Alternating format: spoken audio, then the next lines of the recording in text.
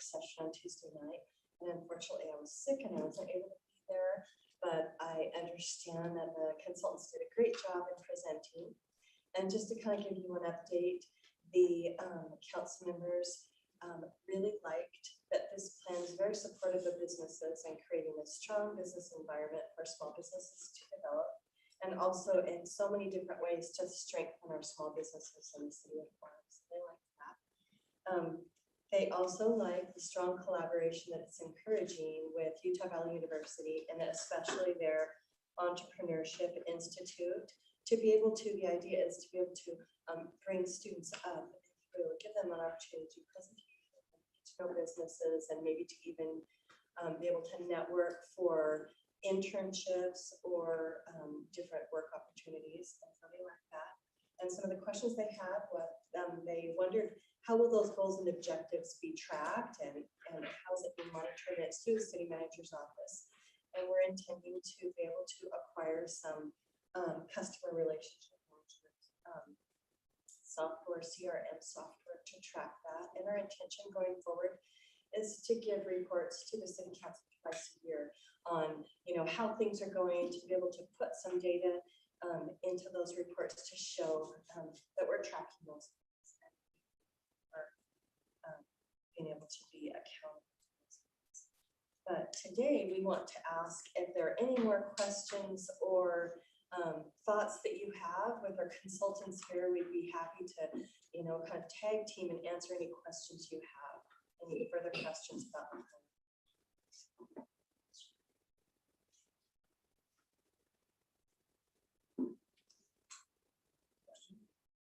I wanted to thank Madeline. She provided a few ideas for editing. She has a good eye for editing, and we incorporated those into an updated draft. And so we appreciate you getting back with us on those suggestions. Moving forward, kind of time to read. Sorry, skimmed it. Do you have any comments after looking through it? I do have questions. Go ahead.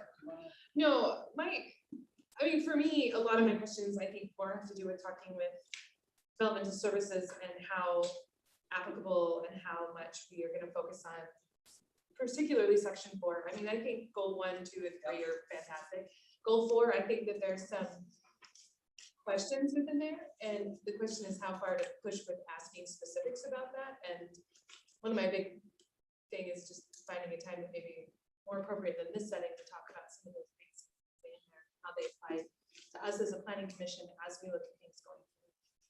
But it's more of a comment than a question. So, well, I'll be specific then. Yeah, I loved it. I thought it was great. I love the update. Goal 1, 2, and 3 were all wonderful. I really liked the action step 2. We need to create that plan where we understand what kind of business we're attracting and implement it. That's kind of nice. But for goal 4, I like the tourism more, but there are 2 areas that I have concerns, and I'm sure this will be no surprise to anyone here. One would be kind of the quality of place improvements and the walkability of State Street. And it kind of felt like we were reverting back to the State Street master. And I'll give my bias around that. I grew up in a city where I moved when I was 15 years old. When I turned 16, I got my driver's license. And my best friend lived across the city, and there was a 6-lane. It used to be East State Street where I lived. There was a 6-lane, kind of throughway. It was not a highway at the time. It was in the middle of the city. Had 1 million traffic lights, coordinated, however. And I would bomb down that place to see my friend all the time. And since I go back to that city, I watched that 6-lane State Street-like thing morph and change. But what has not changed is never become walkable. It's still 2 weeks ago, I was visiting a client doing some business.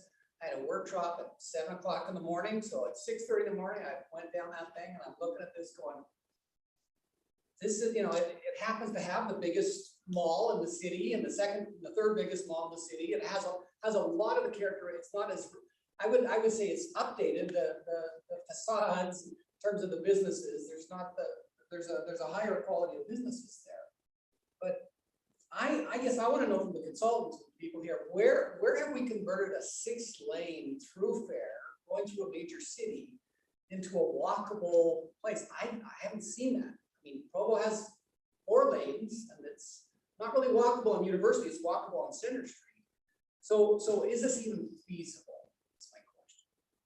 And the second question would be, is there a purpose to having this in there only as a placeholder in case somehow we change our mind down the road? Because I thought that decision was made during the State Street Master Planning. The decision that was in place, and I'll answer that. Yeah. Decision to withdraw the existing plan. The council is giving us indications that they want to look at something. So I don't think it was taken out purposely to never come back and talk about how to make it more walkable. They left in the fact that there's a separated sidewalk. So we still have the 15-foot, the 8-foot. So they're wanting over time for the sidewalk to get off of the street. And that make it more walkable. 15 feet off the street. Right on the street, you're more likely to walk. So that is still in the ordinance itself. That's one thing they do. But there's still an option, I think, for us to back to the council. And I'm not going to say names, but there are certain ones that want us at least to identify certain areas that may, or that may have an appetite in the future to have certain locations be redeveloped into something other than just commercial. So this is more of just this is a long-term plan as well. Strategic plan on this 5-6 years. So maybe 6 years we get done and we still haven't done anything. It's still at least an idea. Let's work towards a goal, whether that's ever do another State Street Master Plan. Are we going to do sections of that? So let me ask the consultants, have they seen a 7-lane road that was like this, that's been converted into kind of a more of a downtown area? Where's that been done? I believe the question's been directed to me. I guess my first question is, can somebody let Aaron back into the call? Whoever's managing the Zoom call, Aaron got the boot. And then my second question is, to what strategy and action items is the gentleman referring to? Well, for the action around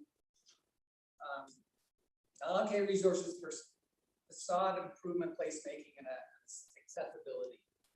I just wrote down some cursory notes. I don't have the detail. Well, to go off of that one, I would also add the State Street as Main Street, which I think there has to be some discussion about because of things that have happened in our city, and having it defined downtown being similar in that same proposal part of it.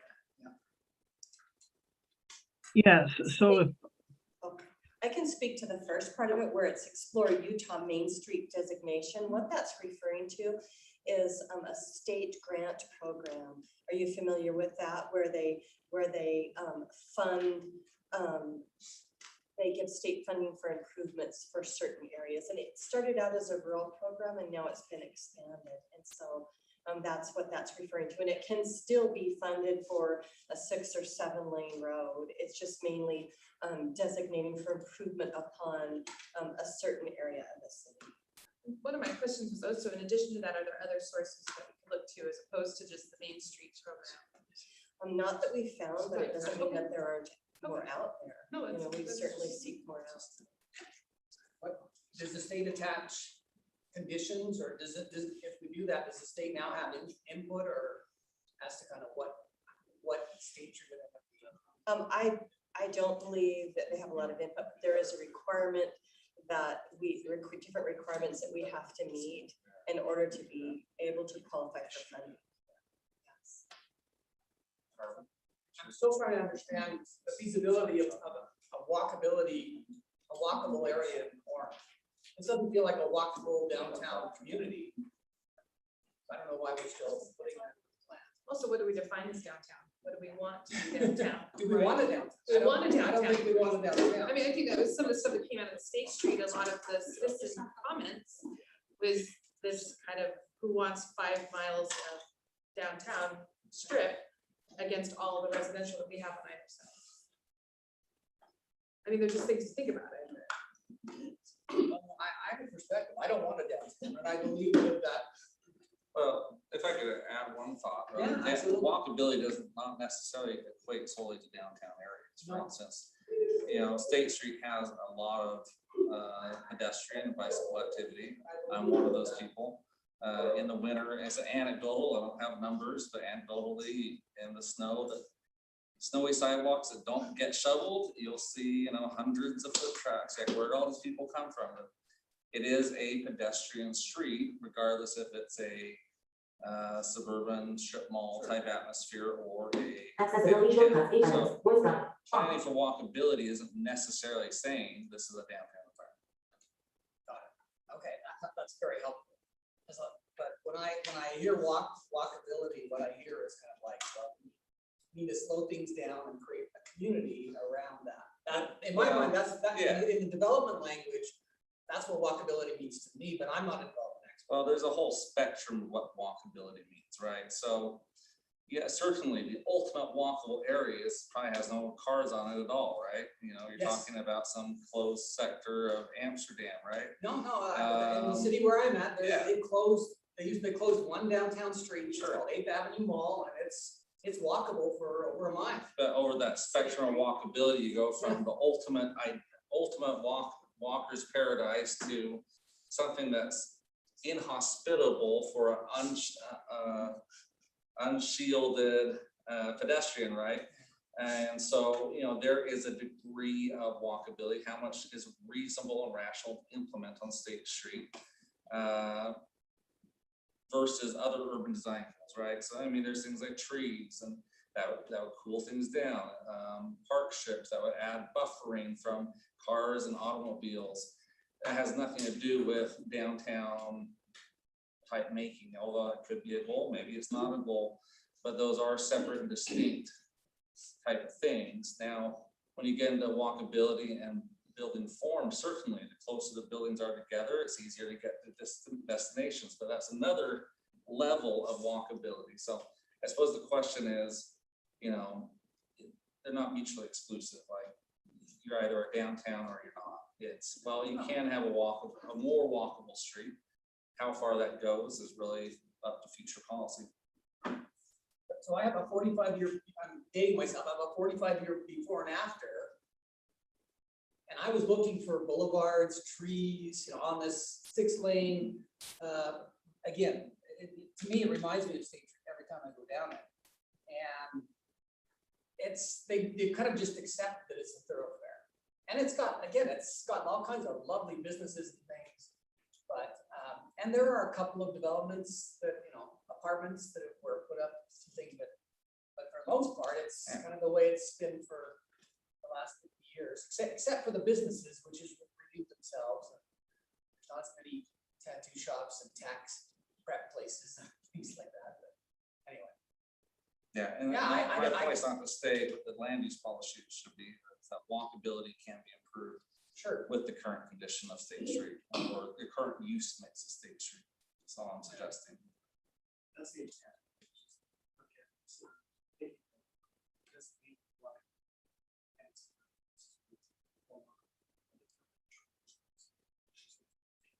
Yeah, and, Just in strategic plan, just my decision.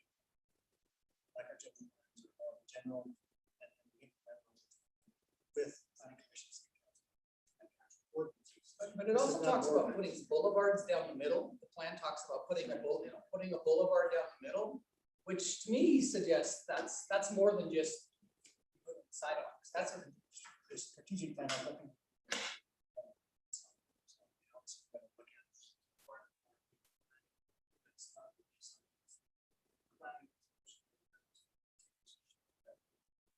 More design for economic. These are some suggestions and ideas that they have to make it more, but it doesn't mean that we're not probably going to follow everything that's planned. But it is an idea to consider as we go through the process. Consider it a guide, just a guide that can be modified. and I'm concerned that it's in there.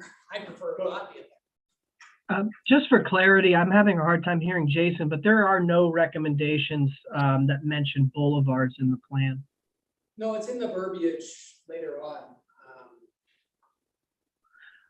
I would be interested, yeah, I don't want to argue. I know that that was a non-starter in a number of discussions that we had with staff and stakeholders. So I'm not sure where that is notated, but Near the end, anyway, sorry, I should have taken more detailed notes. It was part of our station master plan. Practicality is not gonna happen. State Street's gonna be. It's probably not gonna be widened, but it's not.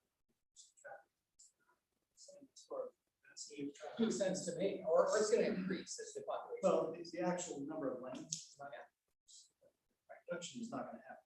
So we're definitely, State Street as it is, now do we want to improve it, make it more walkable? I think that's the interpretation of this. So we're not saying that let's make it more of a walk out in the middle of State Street. That's not what we're doing. It's more of on the outside, the sidewalks, or the trees, but it's make it more useful for somebody to walk. That's to get in their car and that's what we're saying. At least that's my interpretation. Make it more aesthetic to the pedestrian, so it makes it more, get out of the car and walk along rather than go down. By the way, where I referenced this was in the quality of place improvements, that's in that section there. So look at the quality of place improvements, you'll see a couple of things that go, that sounds like we're gonna do some stuff to State Street that I didn't think was in the. That's, at least that's where if you want, I'd be happy to share it with you afterwards. I can go back and take a look.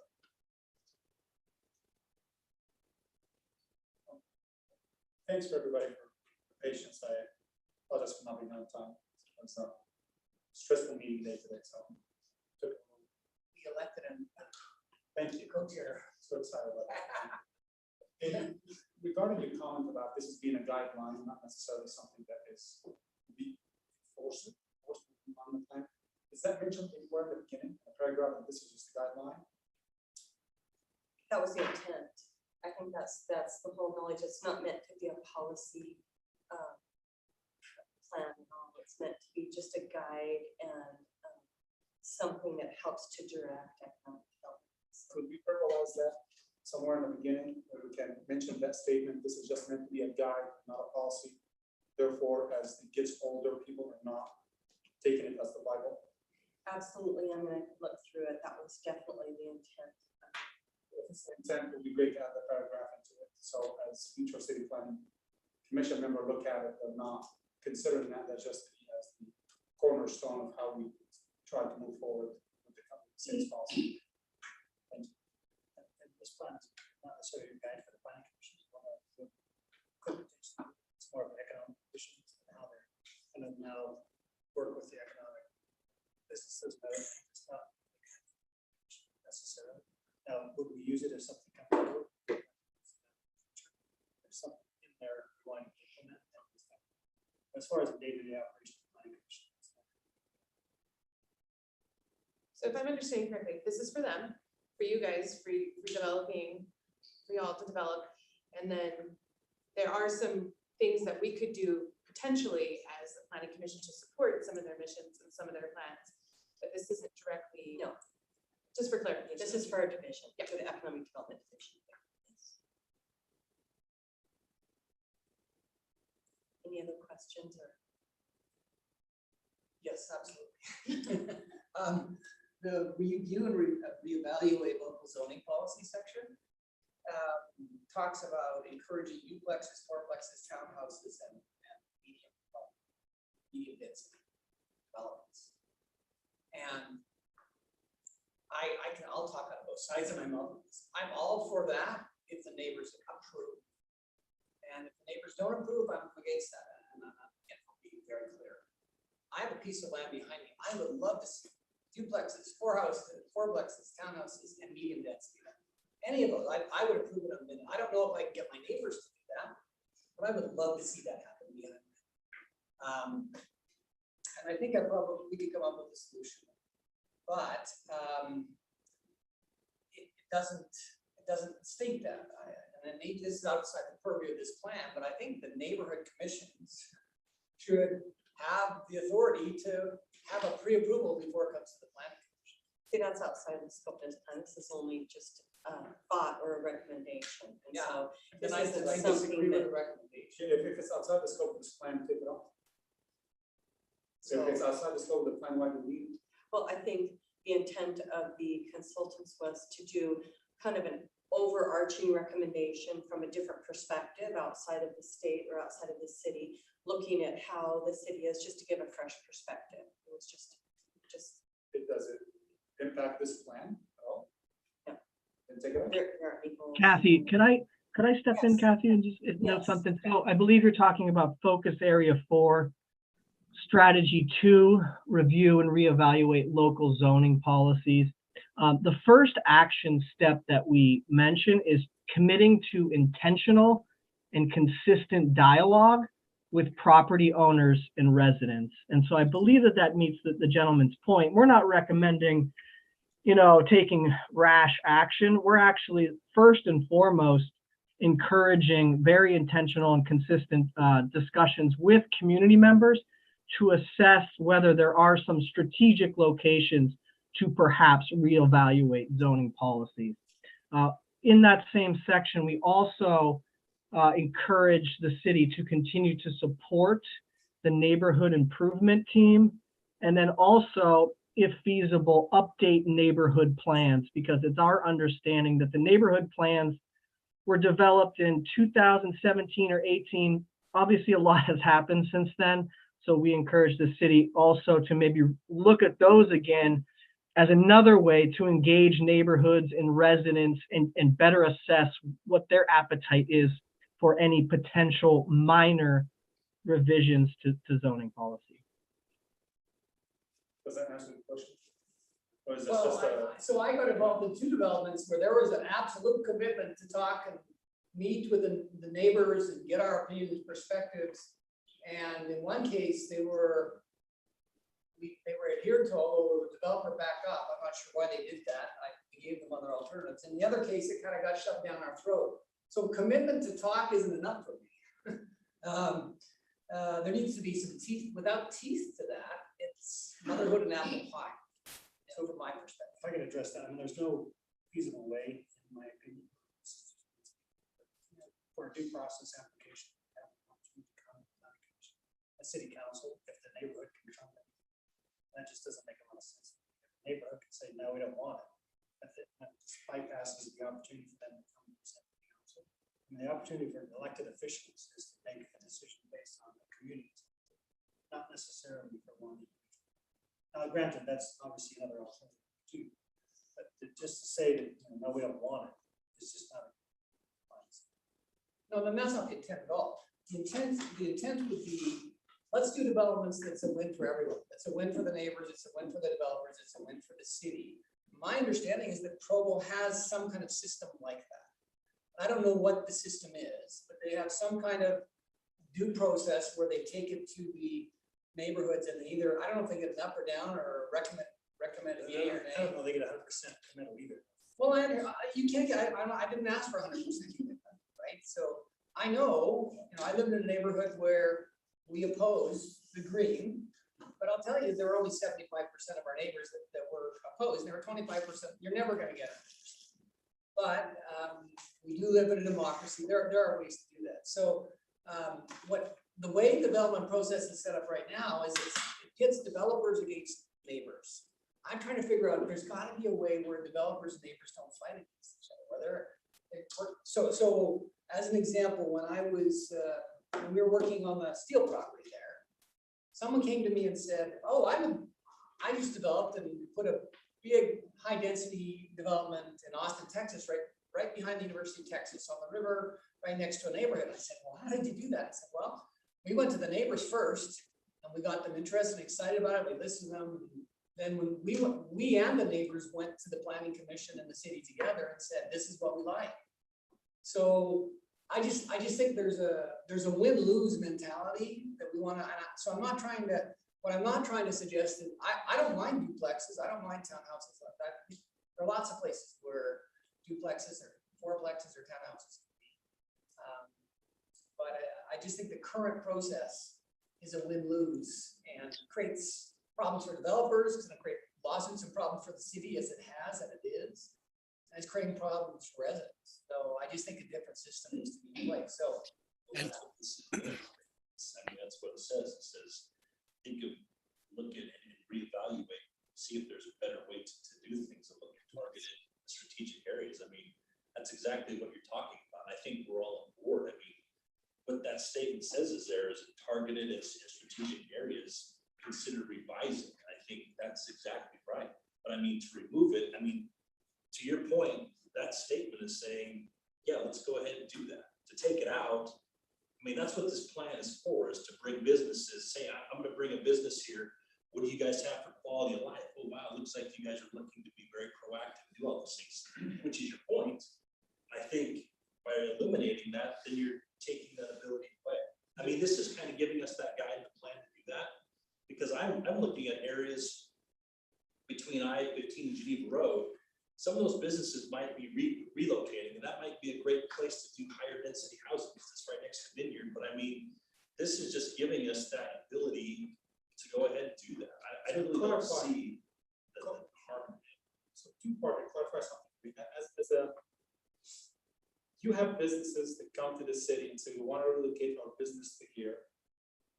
What are you gonna do for my employees to live? Where are you gonna house my employees? Yes. You have businesses that actually come to you and Yes. says, where my employees will live, and could Yes, they that is- walk to that- our business? That is a big concern we had during our focus groups.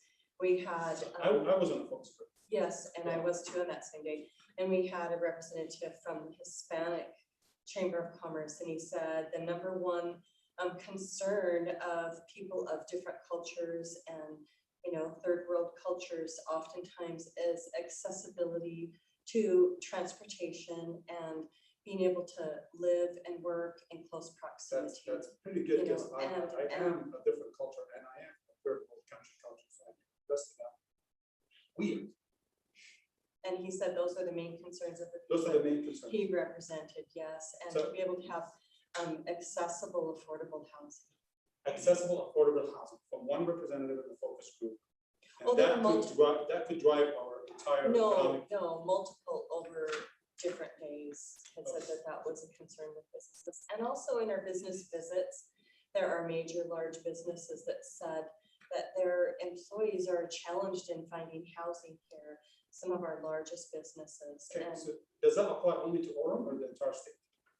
Because I housing is obviously an issue everywhere. I just don't want to focus it Yes. and narrow it, look at it with a magnifying glass for what the city of Orem, when it is the same issue everywhere. So we're not required to find solutions for businesses, as employees. And as a business owner, I got pushed out of the city. I had to leave my own city for multiple reasons. Now, when I bring it back to the city, that concern should not drive an entire economic plan. no, it doesn't drive, it's just a small portion that's mentioned in it. And that small portion in the economic plan is goals to bring businesses to the city of Orem. Right. Correct? And you believe that having affordable housing will entice big businesses to come in because their employees can be closer to the place of business, even though a lot of them still online and doing remote work. However, the concern that I personally have is now that the previous State Street Master Plan has been scrapped by the council, now we're introducing things in areas to bring that back up. Yeah.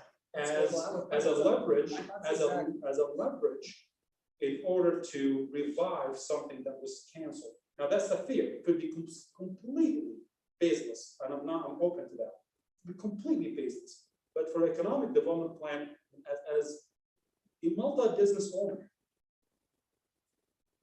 I had employees come all the way from Santa Fe. That's what they wanted to live. I did not have to accommodate any of my employees' work. They have a choice to where to apply to work. I'm not a destination business. Nobody is. Like you said, there's an equal amount of people that leave the city for work and that same equal amount drive into the city for work. So I want to focus this on business development, bringing big businesses where they a concern of a business owner, and I would love to meet with them.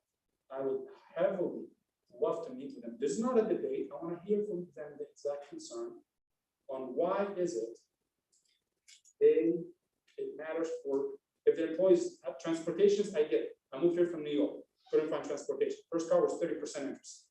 Had no choice, no credit, brand new in the country, suffered for it, paid for it.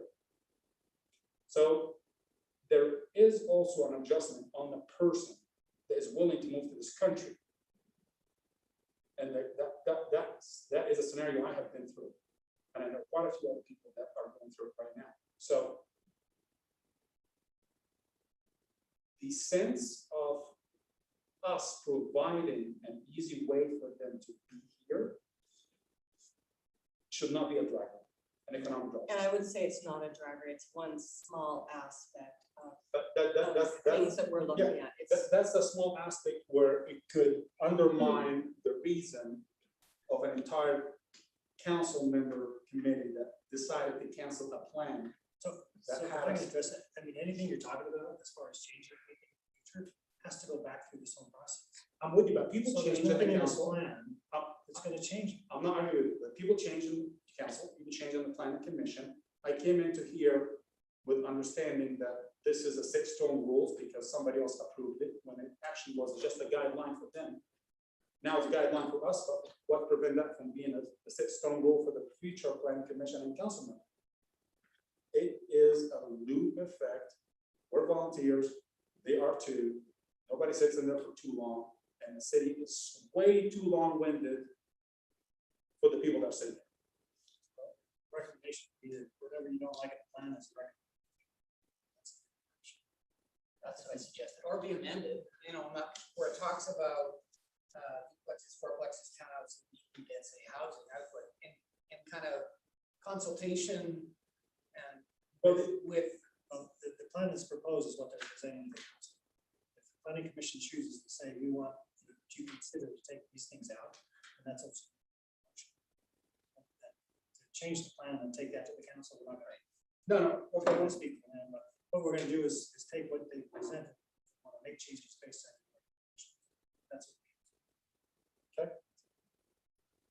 and we'd love to see this move forward too. We don't want to Guess have I a process for too long. probably take out bullets 2 and 3 under review and reevaluate local zoning policies or amend the board. That's, you know. Just write it down and introduce it. And then Maybe a recommendation. Yeah, Council chooses to do Yeah, that. you know, real bad. But you see what I mean? We want businesses to come to Orem. I want to bring, I'm negotiating a place in Orem now. I would love to bring my business on. I would love to bring my sales tax base back to Orem. I would love it because nothing would make me happier than honestly, literally walk into my business if I could, right? If I could. But our businesses are either State Street or now Geneva. And maybe the Canyon Park, Kenneth Falls Park, which I absolutely love. I love what they're doing with it. But we, our limited space and ill infrastructure due to ill planning from way before the current department is in place. Our department's been doing great, and killing it. But that's not a 3-year fix, or it's not a 4-year fix where the planning commission or the council can be done. That's a 50-year fix. So we have to be careful what we put in writing now. It's 20 years from now, it will be considered a 6-stone rule.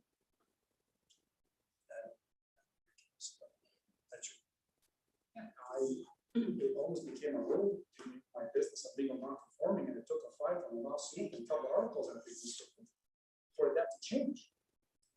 I mean, I'm not talking out of no experience here. And so that went to the due process, so due planning commission. It did. Council, so I don't want to get into So that. correct, but it wasn't gonna go to due process because it was included in an 80-page of making State Street beautiful. And if I didn't see it the Thursday before the Tuesday vote, which all the council were happy with it as I visited my home that weekend, thinking it's making State Street beautiful, that would have passed. So let's focus on this. plan. Well, but I'm with you, but I'm saying this is where my fear is from a personal experience. Well, if any plan can be amended. 4 years when we have new council, this whole thing, same way mean, that's part of the cyclical process of cities. I mean, that's just what happens. What we do today, what you decide on this, is not gonna set in stone and never be changed. That's not the process. Okay. We'll just pass it with a recommendation. Yeah. Whatever you guys So say, I- condition, it's time for her to, Well, to can I, move on We with need, that. we need to do our last item too. Sure, yeah, We've only got 3 minutes, so, go for it.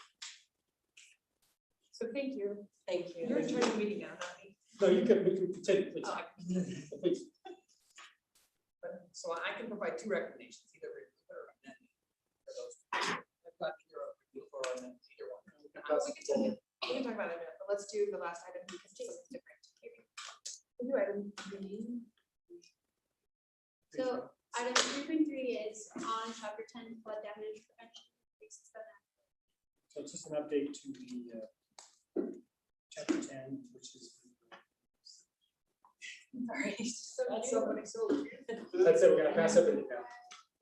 flood damage prevention. Basically talks about those properties built in a floodplain. So this whole chapter deals with properties. So there's probably a small percentage, 1%, 2%, 3% of the city. The state has come back on our annual review and asked us to change it to require. We had it in the ordinance, but doesn't specifically state that it has to be built 1 foot above the base flood elevation. So these are just changed section that deals with zone A, zone B, those things that deal with a specific flood area. If you're going to build, or the city will allow them to build in there as long as they meet all. One of them is to build at least 1 foot above what is considered to be the area that won't flood. So what's that base is, that you can build a 1 foot above that, so there wouldn't be a potential for another 500-year storm or something. That's something you can't storm. Now, Louis, So that's this built on a changes. 100-year storm, like what's the threshold?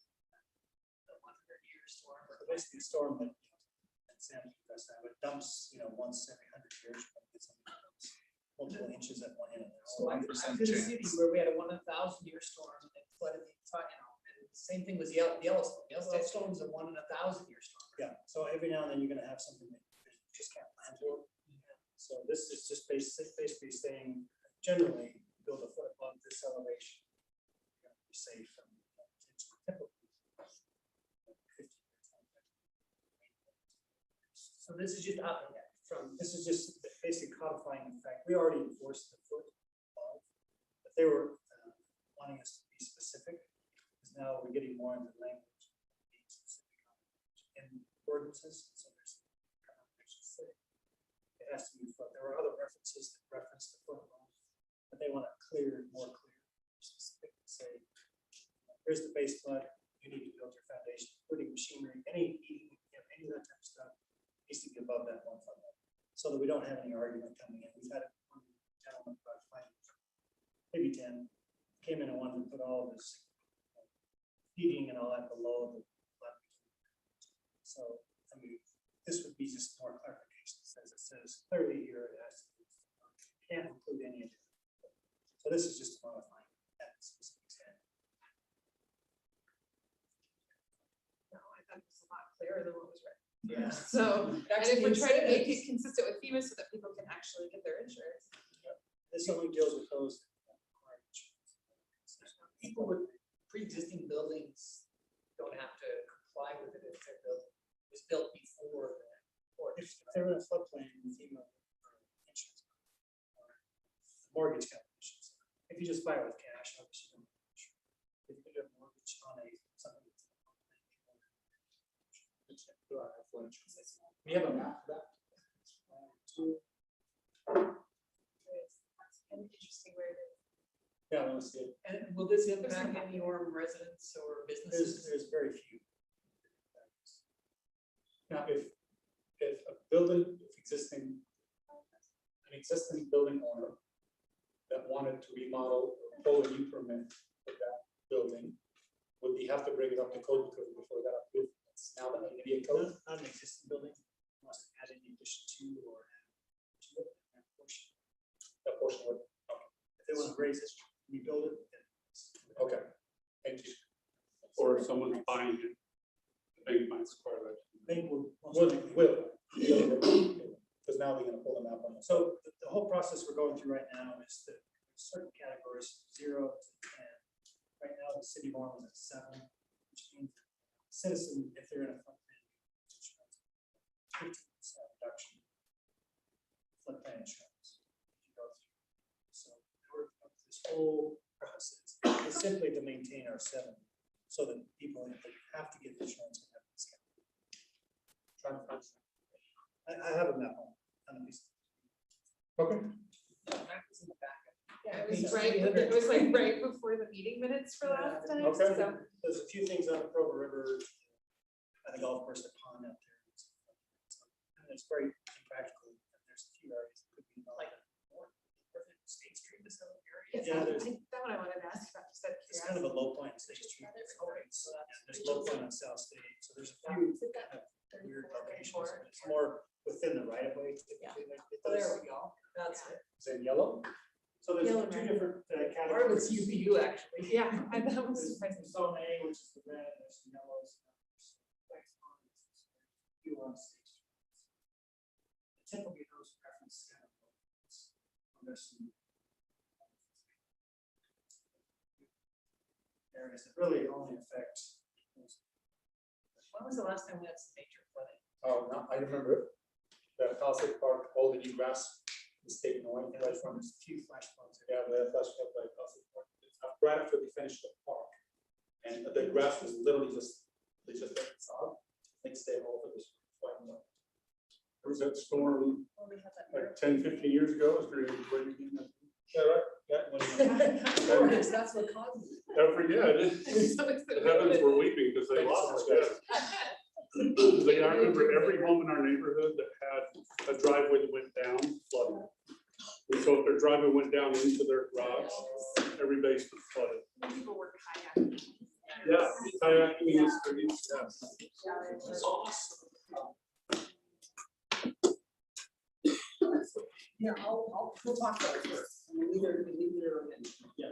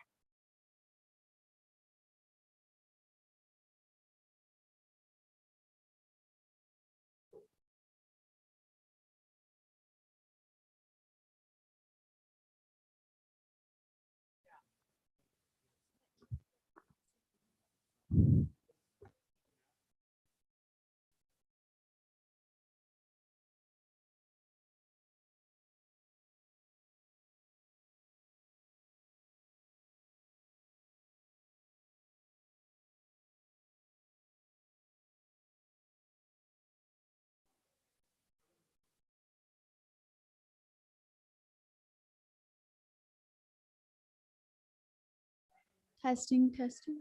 Oh. Can I just do it?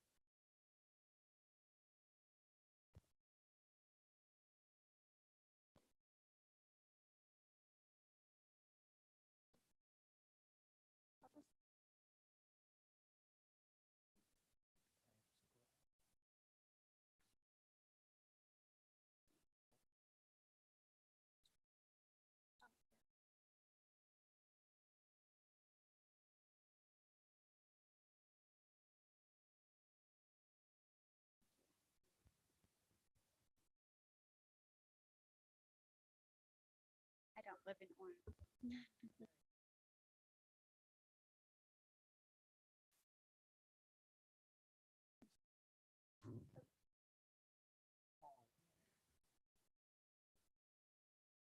I think we're still waiting. No, when, you let me know when you're ready.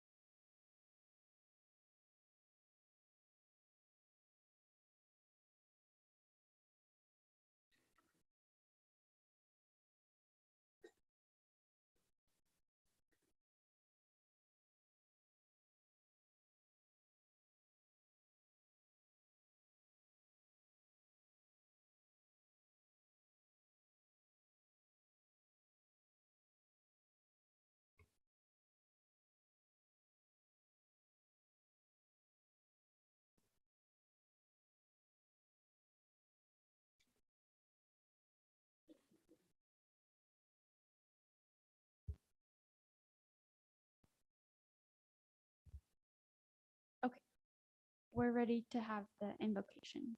Okay, great. We have seen our volunteer for the application.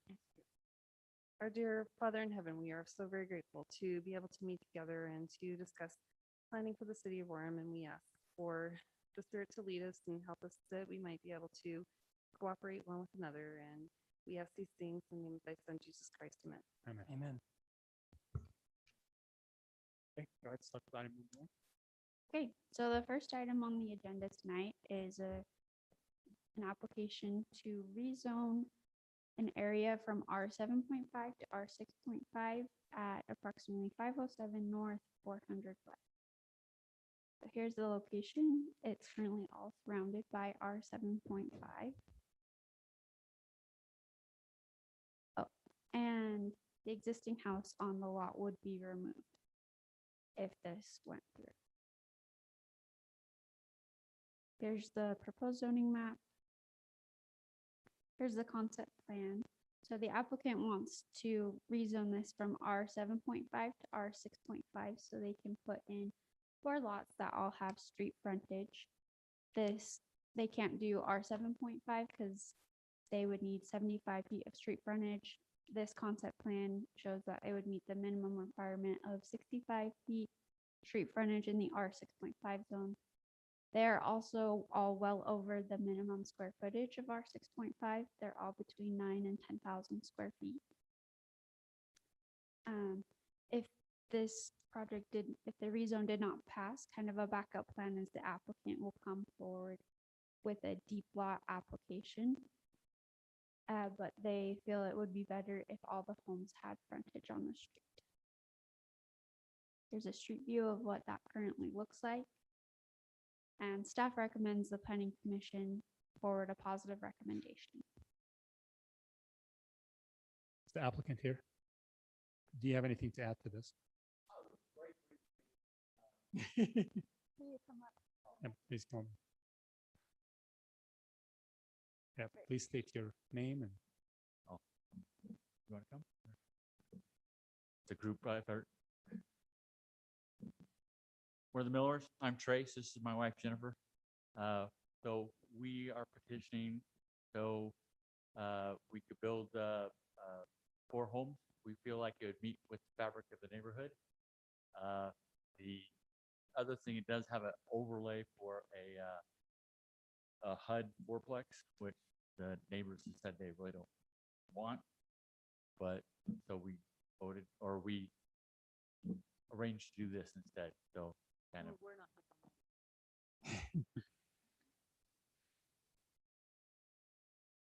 And, well, thank you. All right. Any questions? from that? I have a question, more of clarification. Is this like a, not for you, but I will have one for you. Would this be like a subdivision? Is that why it's called the Concord? So this is now the Concord subdivision and this, love the name, by the way, the Concord. Yeah, when they, So if the council chooses to rezone it, then they would come back for a 4-lot subdivision. Yes. got it. And my only question is, are you planning to do this work yourselves? Or do you have a builder who's going to come in and take care of it for you?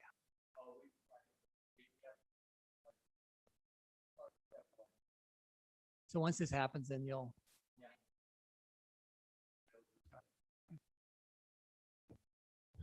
Okay, well, this is a public hearing, so we'll open it for public comments. And doesn't look like anybody's here, so we'll close that portion of the hearing and we'll go ahead with the recommendation. I'd like to forward a positive recommendation to the city council to amend section 22-5-3A and the zoning map of the city of Orem by rezoning the property located at 507 North, 400 West from the R 7.5 zone to the R 6.5 zone. second. Aye. Aye. Aye. Aye. Aye. Aye.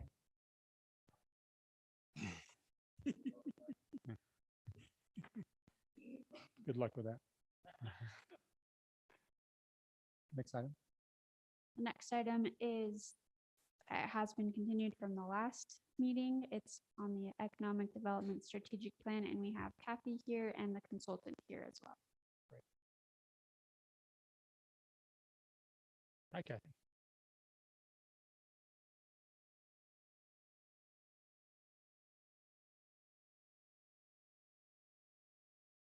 Thank you again. And we would like to request that the Economic Development Division request the Planning Commission review and make a recommendation to the City Council to amend Chapter 5, Economics of the Orem General Plan, and recommend the adoption of the Orem Economic Development Strategic Plan by amending Appendix E of the Orem General Plan. Okay, thank you. And we had an extensive conversation a couple of times here regarding this item, and what we came up with, as you have explained, that this is more of a guideline, not rules. I requested that you could add a paragraph that explained that this is a guideline just for the future planning commission members and the future council members that come in. It is a public hearing, and we do have questions. So guys, go ahead and ask Kathy all the questions you want. We'll go by order. You have any questions, Jen? We covered it all. Okay. Yeah, I think we've had this. Would you mind bringing up on the screen the goal for the second and third bullet points under goal 4, just so that everybody here in the planning commission can look at that? I don't know where that is. But if we could take a look at that, because I do have questions about maybe either not including those or amending them, but I would like everyone to kind of, all of us to have the same information that we're looking at. Thank you.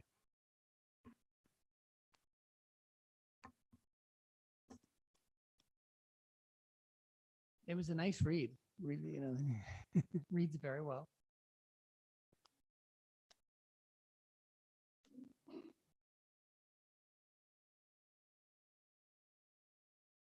Yeah, we understand. Yeah.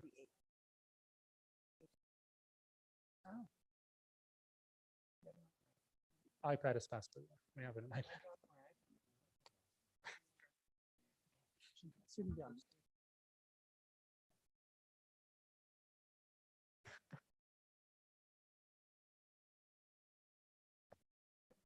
Is that the page you want?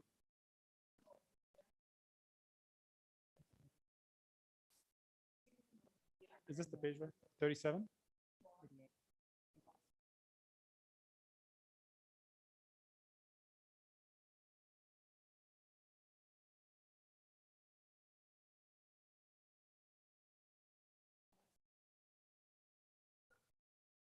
Where it says in targeted strategic locations, consider revising, reducing restrictions on duplexes, fourplex, and townhomes, and the one below it that will better facilitate medium density. As I read that, I will concur with Haysom. I thought, oh, this is bringing back some of the stuff I think that we had hoped wasn't going to happen. So I would approve the plan, either deleting these bullets or putting an amendment that says in targeted and strategic locations, and let me try and read this. I would put and in mutually agreeable consultation with Orem residents and developers, or property owners, however you want to say that, and property owners, then consider zoning changes or consider revising. So I think there needs to be some statement in there that talks about some kind of mutually agreeable consultation with Orem residents. And we might need assistance in writing this down. So Yeah, I'm not a Aaron lawyer and I don't know what flies and what doesn't fly. Also, to be very clear, as far as speaking for the planning commission, That's just my opinion. So if you guys feel like that's bad, that's fine. Or if you think we should delete, I'm okay with whatever. We feel strongly in supporting businesses to come to the city forum. We want them to come here. We want to provide them with reasons to come to the city forum, just because that's just our nature. That's what we want to happen. We don't want any other, for the lack of a better word, agendas to use that as a way to change the neighborhoods of Orem. I mean, there are multiple other ways we can bring businesses as far as incentives, grants. It's a hard pill for me to swallow when somebody says people from third world country don't know how to do it, and we need to do it for them because I'm from a third world country and I figure it out. So it's to hear that was a little difficult, so a little bit patronizing. I just want to tell you that people that decide to move to this country, they full well known they're going to fight for the chance to be here. But aside from that, we don't want this to be a planning or a zoning plan. This is a business economic plan. But with the help with our awesome attorney, if you could please shed some light on what we need to say and to do to present first that this is a guideline, not set in stone policy, paragraph. 2 is whatever Mary responded to make sure that this is a plan to incentivize businesses to come over to Orem, not to change the face of the neighborhoods. Well, so I think the way that it's been proposed makes sense to recommend that the city council adopt the plan with the changes that a paragraph is added indicating that it's guidelines and not rules. And 2, that these 2 bullet points be either deleted or changed. Okay. Are there any other bullet points? Oh, I just want to. I'm okay with if there could be dissenting opinions here, and I'm okay with that, right? If we always agree with each other, we're not a very good planning commission. Well, here I am agreeing with you. On page 29, those bullet points are listed again and discussed, and I'm sure there's other locations, so we don't want to limit it just to this one page. Right. And I wouldn't see a reason why for it to be repeated if it's more than once. And I think part of the question is how to make the motion and how to make it properly. We're still all fairly new and trying to figure this out too. Sure. So I think the appropriate thing to do would be to actually write down the specific recommendations that you want and then include it attached as an exhibit and say, we move the city council adopt this plan with these amendments in exhibit A. And then we can write those. Mm-hmm. Yep, and then you can write specifically the parts that you want either deleted or changed and how. And do we have to outline any of the language in Exhibit A right now as we move with the motion? Or we can just say in Exhibit A and we can compile it? Well, Exhibit A would need to be prepared before you could pass the motion. Okay. Yep. Okay, we have to read it then, and, okay, so that was a really good point. Do we Thank have you. to be in a meeting to do this, or can we pass it offline? I mean, if we're just, I mean, I think it could be drafted outside of a meeting, the exhibit. Not without a Obviously, it quorum. would have to be discussed and adopted during a meeting. Okay. Yep. I think, could we simply reference those two items and other places in the document with similar language that suggest targeted zoning rechanges? So Yeah. we could send a positive recommendation, requesting that information be added at the beginning, and page 38, section 4, bullet 2 and 3 be amended to not promote targeted rezoning. Now, when it comes to the yeah, it page sounds number, like we can't do that. It has to be, or can we? Well, I don't know. I mean, ideally, you would have some sort of document specifically pointing out what needs changed, right? Just for cleanliness. Are so that we it's meeting again clear. before city council sees this? When's our next Yes, so scheduled meeting? this So is we when- are we do have one more meeting before city council. We do, yeah. Okay, so we August have 9th time is to do the- it. okay, so we can And so prepare you the may- exhibit and share it with you, Kathy, and for your input, and share it with you too, Aaron, if possible, so you can look at it with us. Yeah, you can share it with me, and like I say, you may assign someone among you to draft that, and then we can send it out with the packet for the next meeting. Okay, and when it comes to the page number, should we go with page 38 or page 79 of 318? Because there are two page numbers on this, just to put cleanliness. Go with the page number of the actual plan, not the packet. 38? Okay. And just to clarify, July 20th is the next planning commission meeting, and the city council meets on Tuesday, August 9th to vote to adopt the plan. So there's plenty of time to continue this until Okay. July 20th. I was concerned about pushing it one more time and having you mad at me. Do we have other agenda items for that day? There's nothing yet, but there could be.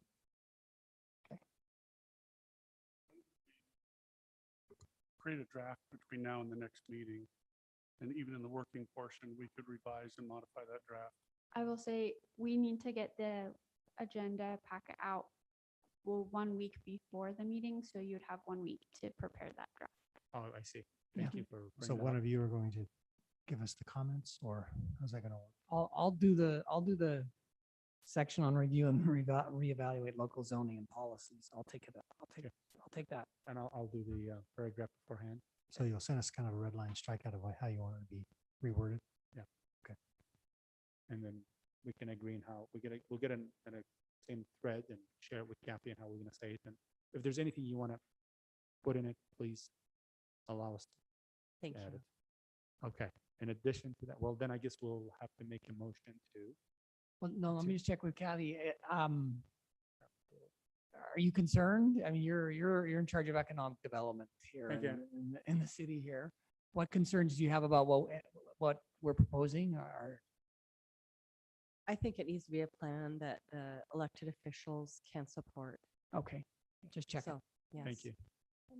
There also has to be the recognition that the recommendation that we are making is just that. We aren't passing anything. Right. It's not being changed. It's saying to the council, this is kind of where our concern is. And they may They may agree, they take it may or not. not. It They may matters That's to true. them. They I could, just- Whatever they they could want. pass it without the appendix. Right. Yeah. And I just want to be clear that for us and for those who may be watching and Thank you. everything, that's what the situation is. Yeah, just to clarify, we will send the original plan plus your recommendations. So they could choose to yes or no, right? So Yeah. just so you're aware, but they will get both plans. Thank you. And additionally, it'll give us the opportunity to better debate it as a council.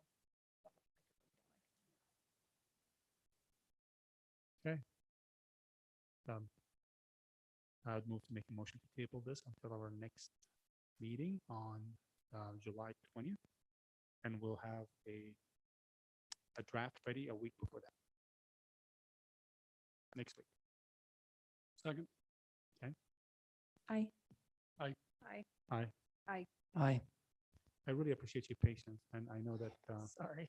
Thank you. Thank you for your we want, consideration. we want it to thrive. Thank you. We'll make sure you get a draft before the weekend. Thank you.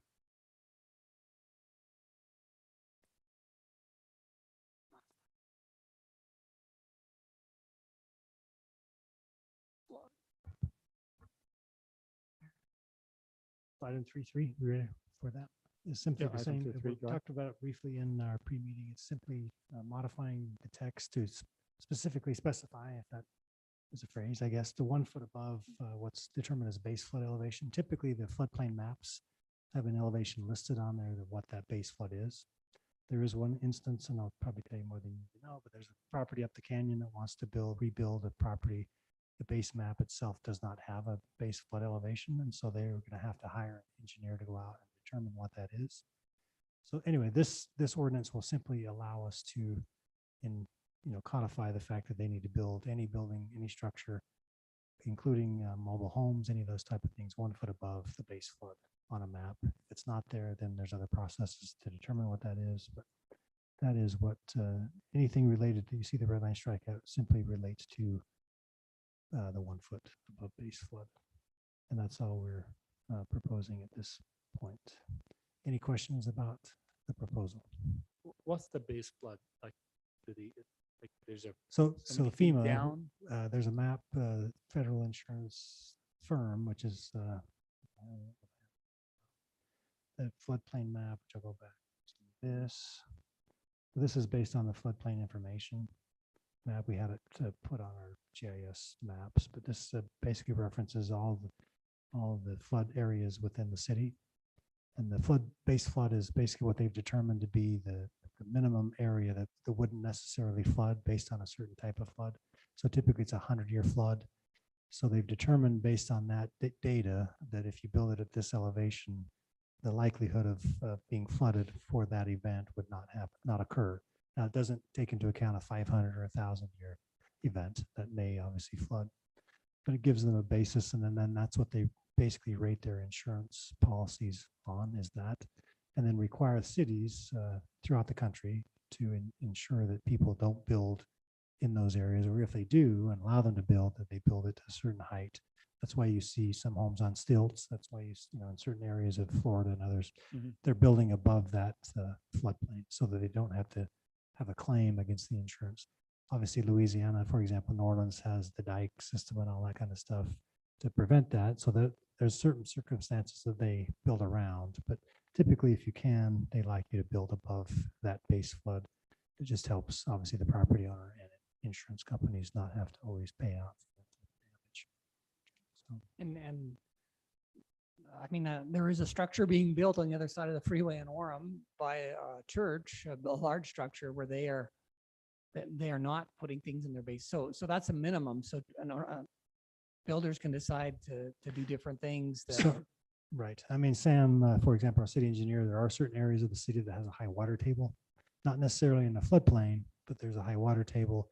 The church is an example of a very elaborate system that would detect any water if there's any, a rainy season, and all of a sudden now they get water in their basement or around the basement of that temple.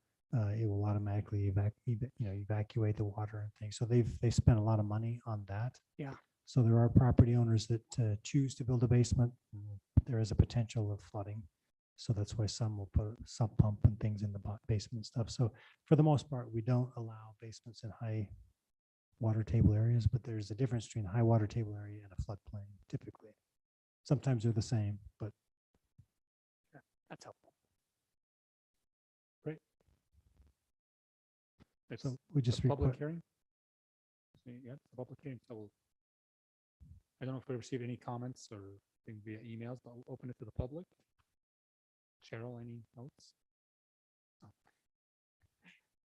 We'll close the public hearing portion of the meeting and give the recommendation. Okay, I recommend the Planning Commission forward a positive recommendation. The City Council amending portions of Chapter 10 flood damage prevention of the Orem City Code. Second it. Aye. Aye. Aye. Aye. Aye. Aye. Yep, great. Now we to the meeting minutes. I make the motion, you have seen the meeting minutes. I make the motion to approve the meeting minutes. Aye. Aye. Aye. Aye. Aye. Aye. I do have one item of business. Since Ryan's not here, he's asked that I talk with you a few minutes, if you, Please, whatever. So in this September, September 8th and 9th, the state of Utah's American Planning Association chapter will hold its annual fall conference.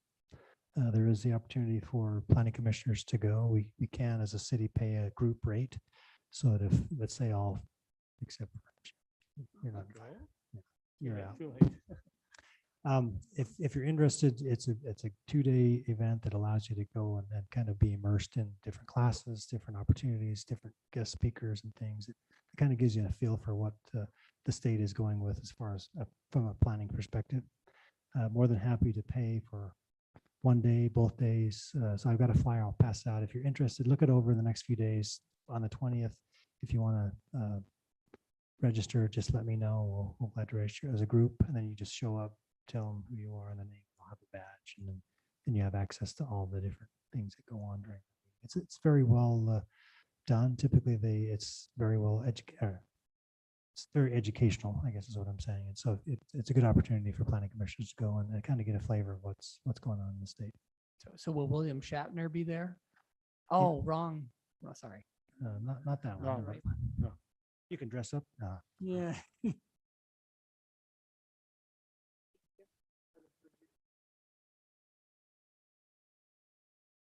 Thanks, Jason.